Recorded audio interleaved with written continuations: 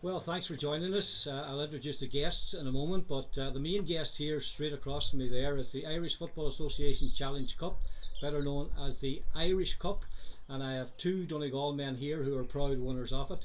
Anthony Gorman, Tony Gorman, a two times winner, and Keith Cowan, a one time winner. Now, it took him no time whatsoever, Tony, to win the cup. It took you forever to win it. It did.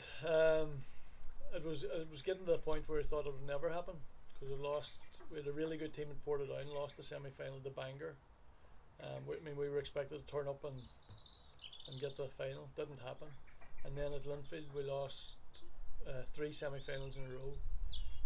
Two to Glentoran and one to Cliftonville. And the ironic thing about the Cliftonville one was that final never took place because it had transpired that Cliftonville had played a lad in the semi-final called Simon Gribben. Yes. Who they signed probably January, and he had played in a previous round for a junior team. Oh, and he was oblivious to the fact he'd played previously. I mean, a young fella, yeah, I know. just go and play football, and it was reported, and Cliftonville were thrown out of the Irish Cup, and the final never took place. Linfield did finally win it then, but you missed out on that one as well. No, we actually got the final then the following year. Yes. And we had a midweek game away to Newry, a league game, and I was driving to Newry, and the phone went, pulled in obviously, answered the phone, was Dennis O'Hara from the newsletter. He says the suspensions list are just out. AFA or the league have released their suspensions, and he says there was three of us actually missed out in the Irish Cup final, myself, Russell Kelly and Johnny Shaw. So you work like with that stage in the Irish League probably about 10 years. Yeah. And you'd lost 4 semi-finals, won, and you're all set, and then you're out. You're out. No mercy shown. No. You think they would have lifted them for the final? Previously they had done that. Imagine. But then whatever, because we thought it was just going to be as was from I think maybe 10 years previous. Yeah. And I think that might have been Lee Doherty, ex-Northern Ireland international, playing for Linfield. I think Lee got suspended, but then they lifted the suspension and carried it forward to the next season. And was that your last game for Linfield then, that final? The following final. The following final. Yeah, it turned out to be my last game. Yeah. So it was a good way to go out. Absolutely, really. Yeah. Absolutely. And then success with Coleraine, which was huge at the time as well. Coleraine, which I think it was 1977, was the last time they'd won the Irish Cup. And they'd lost a couple of finals in the 80s when Felix was playing, and Coleraine had a really good team in the 80s, and they'd finished runners up to Linfield, I think it was 3 times, lost definitely 2 Irish Cup finals, and that Coleraine team really should have done better, been successful. Yeah. They won a cup. Yeah. I think they possibly won a League Cup and maybe a Gold Cup, but certainly a major trophy. They really should have been more successful. Yeah. But the standard was incredibly high in the Irish League at that time, Anthony, wasn't it? It was, Charlie, and I think probably if you look back, probably Ronnie McFall was probably the man who was responsible for the influx of Scottish players, English players, League of Ireland players. Yeah. That's where you went first up to Portadown. Yeah. And it was all the best players from the League of Ireland working up there. I mean, Fenlon was up, and Desi Gorman. Yeah. Alan Byrne went. So Ken DeMange came back from Liverpool, went to Ards. Yeah. Paul Byrne from Celtic went to Bangor. They were all coming back into the Irish League. Sure. Mark Kenny came from Liverpool to Bangor, and then subsequently went on to Glenavon. And that was a great Portadown team. I mean, the Linfield teams and the Coleraine teams you played in, but that was a really good Portadown side. Yeah, and you know what? It was you were playing with players there who like I went from Sligo to Portadown. You're playing Stevie Cowan and Dougie Bell from Aberdeen. Played with Ferguson, and you sit and just and I was like a sponge at that age. You're trying to get all the information because obviously being a Manchester United supporter as well, and you've some very bad habits. Unfortunately, that one stuck by me as well. You have the jerseys there. It's great to have though, isn't it? And cup finals for Linfield and Coleraine. It's great looking back. Yeah. I mean that you said about the Linfield one being my last game for Linfield. Like I never thought that. No. Because I was like we were all very happy there. We had a brilliant team. We were all friends. Wives, girlfriends were friends. Yeah.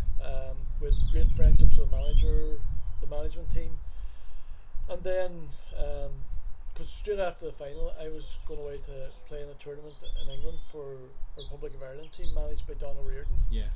And so Vinnie Arkins played in the final as well on the Saturday, and we met up in the Sunday. So the celebrations were brilliant on the Saturday, but they were cut short somewhat. I had to go away early on the Sunday morning down to Dublin to go to England for the tournament. And that was the last time I'd seen. Yeah. You know, you had no idea this move was going to take place. Absolutely. And was the club decided to cash in? It was the club, yeah. It was financial reasons, Yeah. and it was just unfortunate that there was previously when David Jeffrey took over, there was one of the directors they wanted to cut the wage bill by I think about 100,000 because Trevor spent back Trevor Anderson. Yeah, yeah. So one of the directors thought, right, there's easy cut 100,000. Glenn Ferguson, Noel Bailey, and Tony Gorman. Yeah. So Billy McCoubrey, the chairman, says he came in straight away because the word came out straight after the meeting, and McCoubrey came in, and David Jeffrey was forever grateful to Billy McCoubrey as well because he stood by him. Yeah. Because it was difficult coming in to manage Linfield at any time, but coming in to manage Linfield when you're expected to cut your budget by 100,000. So Billy McCoubrey came in straight away and said, within hours of this breaking, he says I can categorically state that not happening. Them 3 players will be going nowhere. Yeah. So, but then obviously, I suppose things happen in football, yeah. don't they? Yeah. Yeah. So, I said maybe they thought that at 32 it was time to get fresher legs cash in. Yeah. Yeah. Well, that happens. Yeah. That happens. I was disappointed, obviously, but you know. But it went well, Coleraine then. Yeah, it worked out well. Yeah. Keith, your story's a bit shorter in terms of. I'm just listening to this, getting to the Irish League because you went from Harps sort of midway through the season type of thing, and the next thing you were in an Irish Cup final. I mean, what an experience! I remember talking to you after; it was kind of surreal.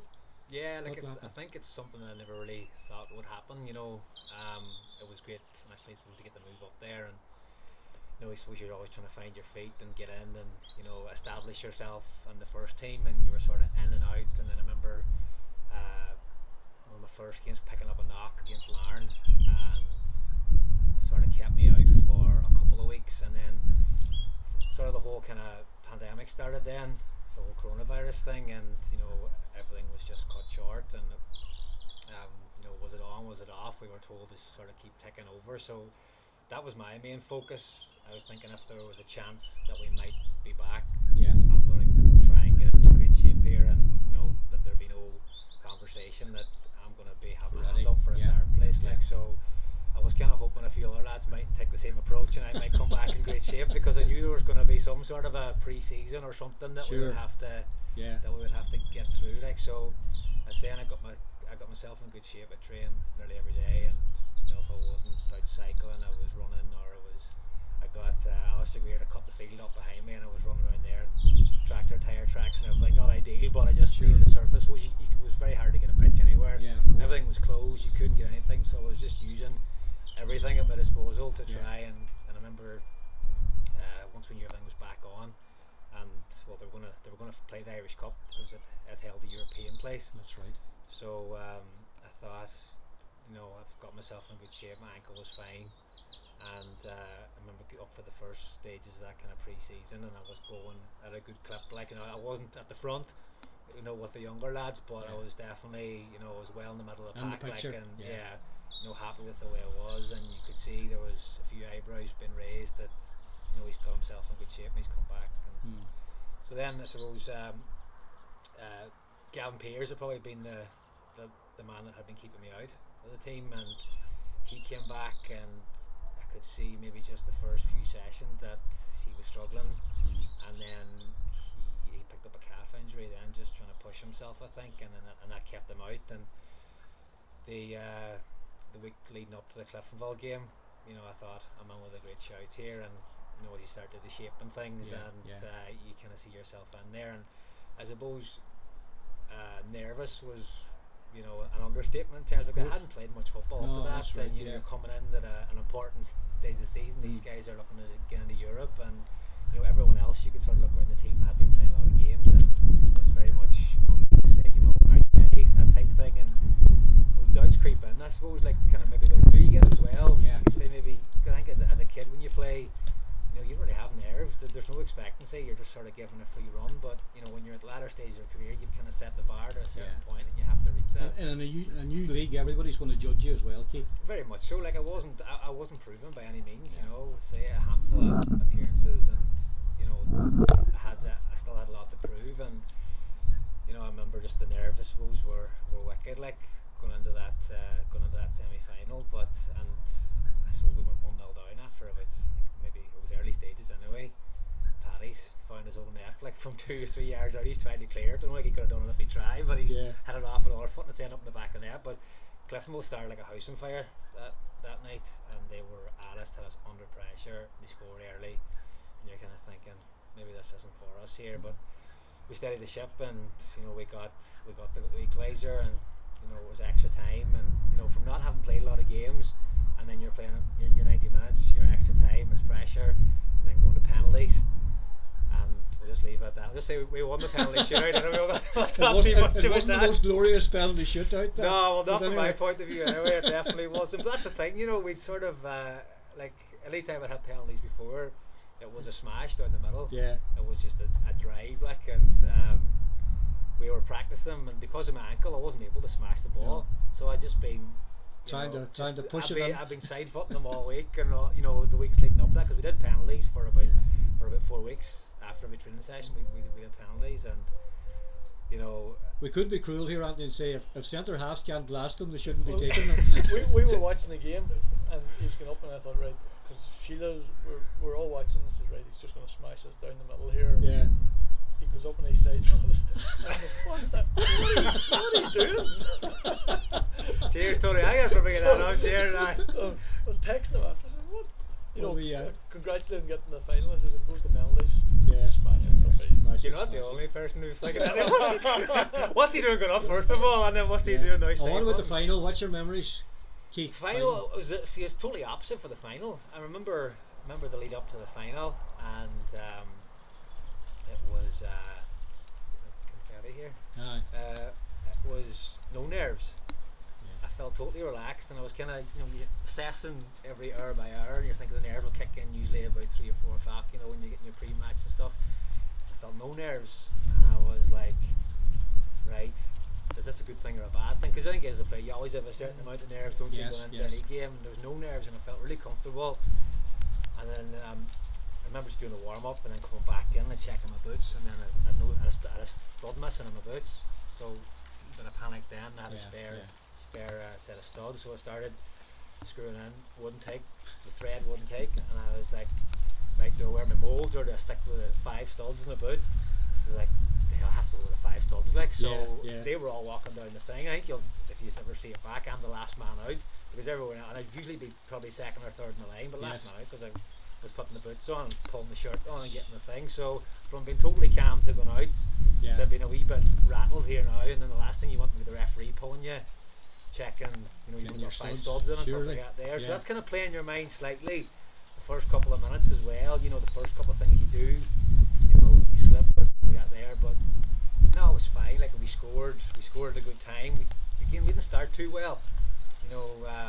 Ballymena got at us, and we didn't start too well in the game. But I think that goal sort of really settled us, and I started expecting City to push on because we had been playing well, and then they scored in the second half, early in the second half, from a set piece. It was Carrifigo, one of the smallest men on the pitch, got a header in the front post, lost his man, and I remember thinking, like, because that was the Friday, and we had played on the Monday, I think. Yeah. So it was a quick turnaround as well for 2 games, and not having to play for so long, and then extra time, and then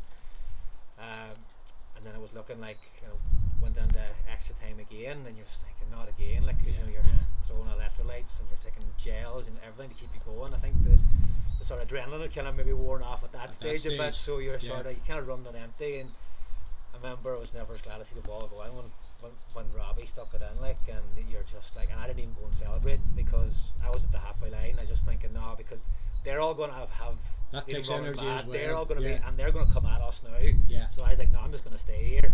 Plus, they're not nice to get down the back, so it's just I'm just going to stay here because they're all going to be rattled. So so I remember always hearing that you're most vulnerable straight after a goal. Oh, for sure. So I was just going to stay and then have me celebrating afterwards, and that's the way it worked out. materialised. And the jersey. Yeah, I got the jersey there. Great to have it. Nice memory. Like, Great memory. Great memory. Wee bit smaller than Anthony's, like. It's interesting, Anthony, you've held on to them. I mean, that's how much it means. I mean, to footballers to play on big occasions like that and to be successful, you never forget it.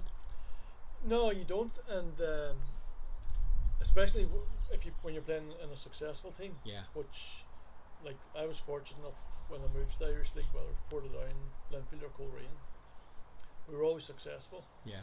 And you can look back in the day, and you look back at the shirts, and like, I'm fortunate enough I've kept most of the shirts that would have won leagues with, or cups, and that meant the like most.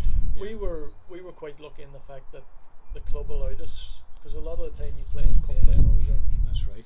For the back. If it's not an Irish Cup, or it's not a League Cup final, where you have to give them back. I'm only taking your word for it here, by the way. I've only played it once, so like, we were lucky enough we got to keep them all, and so they're up now. They're in a box and attic, and there was a bit of rooting about to find them, but I knew where they were. But you wouldn't part with them. No, for sure. Just looking at the situation now, Keith, you haven't been getting much game time, and I know you've been disappointed about that. Linfield in control of the league at this stage. There's 3 or 4 teams vying for second spot, including Glentoran. Is that the best they can hope for? It's kind of changing week by week up there at the minute. A couple of poor defeats there about 2 weeks ago. It's just so condensed at the minute, because you're playing Tuesday, Saturday, and you were kind of always looking good there for a stage, and then 2 defeats in a week kind of doesn't look so good, and then Linfield drop points, and then you're thinking we're kind of back in here again, and and Coleraine obviously up there as well, but at the minute, look, it's hard to say. It's hard to say which way it's going to go. Look, Linfield obviously in the driving seat. Points on the board really are the key thing. Oh, for sure, and I suppose but with the condensed games, I think that's why it's so difficult maybe to call, because some teams are have big squads and maybe can replenish players. Others are a bit tighter. But it looks like it's going to go down to the wire. But at the minute, you'd probably think Linfield are in the driving seat. And you would like to be playing more. Oh, definitely. That's what we do it for. I think, I suppose, they kind of looking at my experience maybe, and having me around is looking like it's good enough for them. Obviously, it's not good enough for me. If this is my last season up there, like, I'd definitely be looking to go again. Like, I think I would always like to finish playing. Yeah. And maybe having not played a lot this year, it's definitely given me, like, the appetite was always there, and I thought maybe after the summer, after getting a foothold in there, and you might stay in, and kind of a wee run in Europe was nice and give you an extra bit of experience, but I suppose the whole full time element with what they have at their disposal, and very good players as well, they're able to bring in, and you always have to be patient, like, you never know what's going to happen over the next few weeks, always be ready. I think that's what I always kind of told myself. So we'll see how it materialises. Yeah. Linfield looking good, Anthony. You obviously keep an eye on what's going on, and they've steadied the ship, because they were a bit shaky there for a season or two. Well, listen, it's, I'm sure people think it's easy to play for Linfield, and because they're always going to be up near the top of the league. But like, I'm sure Keith will tell you, it's the same as playing for Glentoran.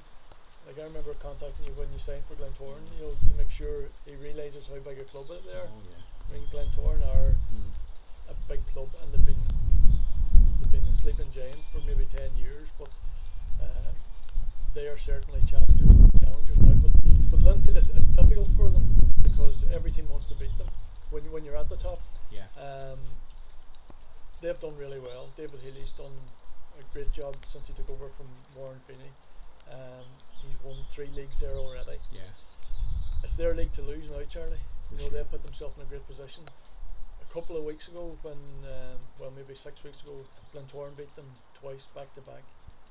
And if Glentoran had won their games in hand, they would have went level with them. Very close, yeah. Glentoran then go and lose to Ballymena and lose to Glenavon, and that's your 6 points. that's your 6 points gone.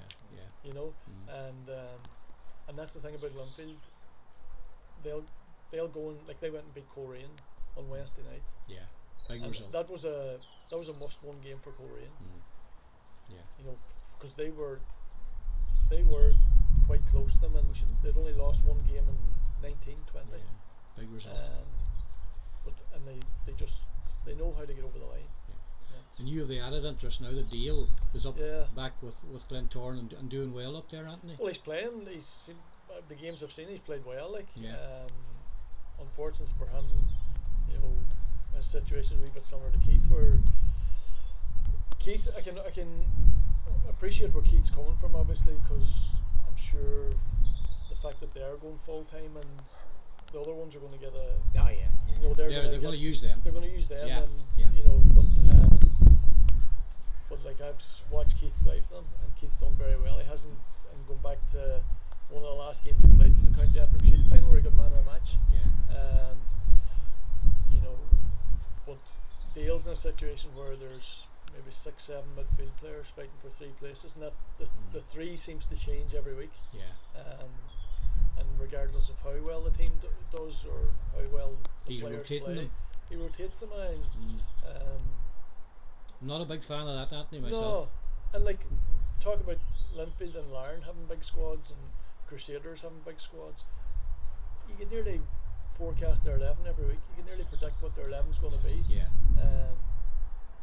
You know, Linfield, Mulgrew's out injured, so they bring somebody else in, but that's as far as it goes. Like, I mean, you can nearly pick their team every week, and I think when you're going to challenge for leagues, I mean, you've got to have a settled team, and it helps in terms of partnerships and building up understanding with teammates and all. And you know, it's just that wee bit of consistency that's required. Sure.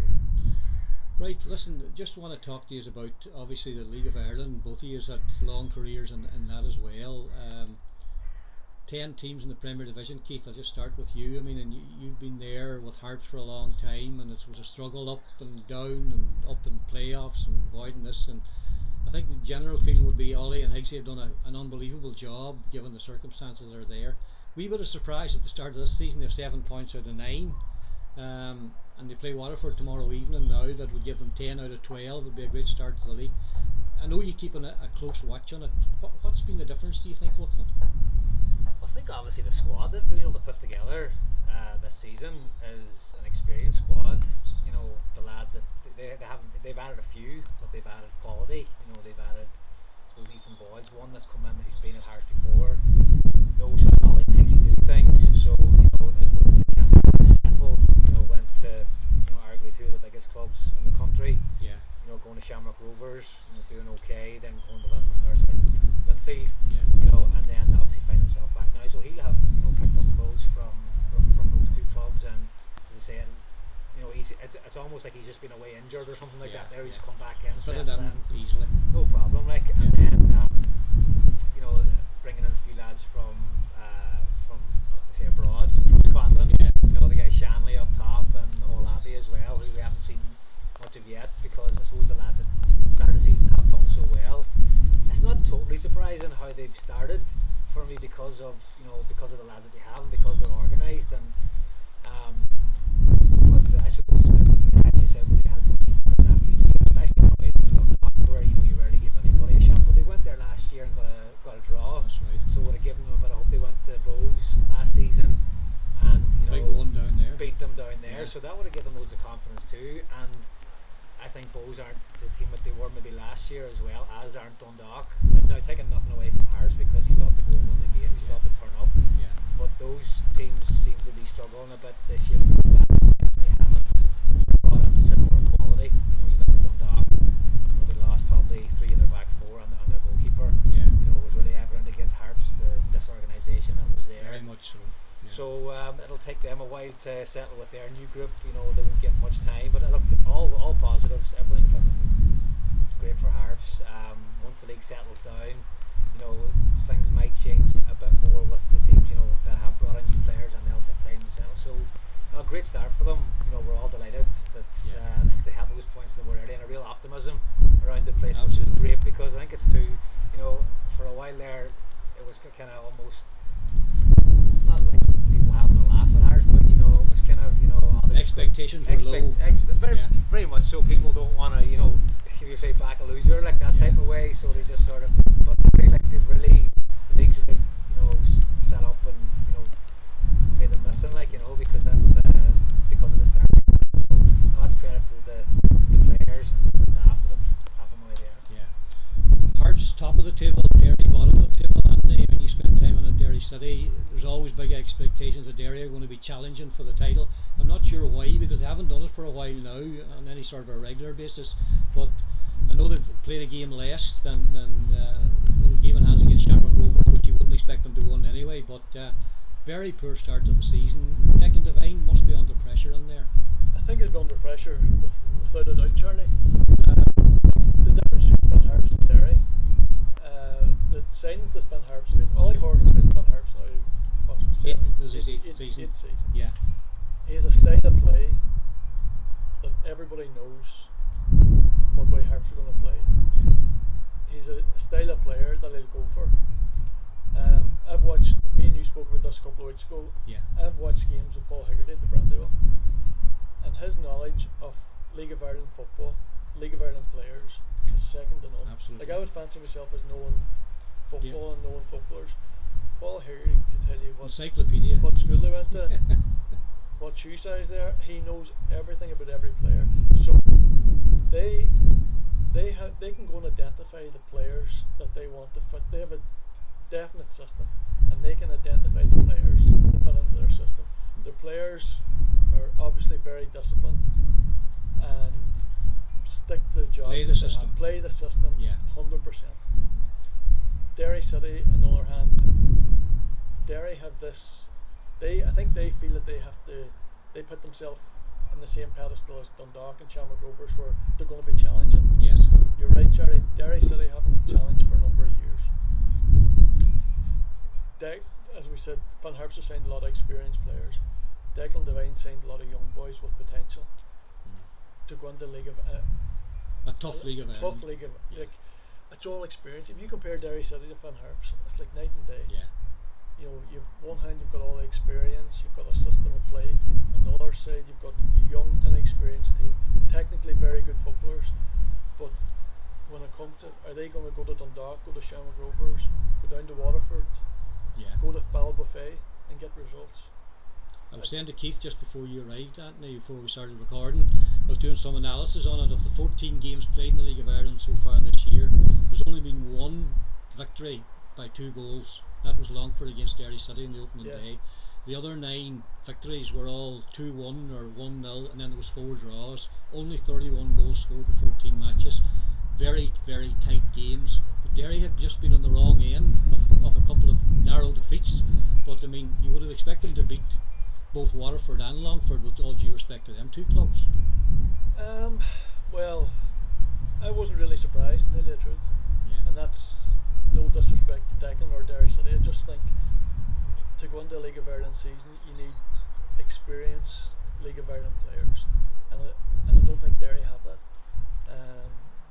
You know, Waterford have brought in players with experience, maybe not League of Ireland experience, but certainly experienced players. They've got an experienced management team as well. Yeah. You know, and for Derry, they expect to go. I mean, I heard Liam Coyle before the season started that, you know, a minimum for Derry this year should be European qualification. You know, that's setting the bar very high for them, Charlie. And you know, you look at the fixtures and you look at the game that they'd called off Shamrock Rovers. That was a blessing for them. Absolutely. They coming out of a Longford game to go into Shamrock Rovers, their confidence will be clearly low after that. Now they have an awful lot of hard work to do to get themselves to a level where they can start picking up points. And if they don't do it shortly, it'll be a long, long season for them. somebody was passing me in the car there one day.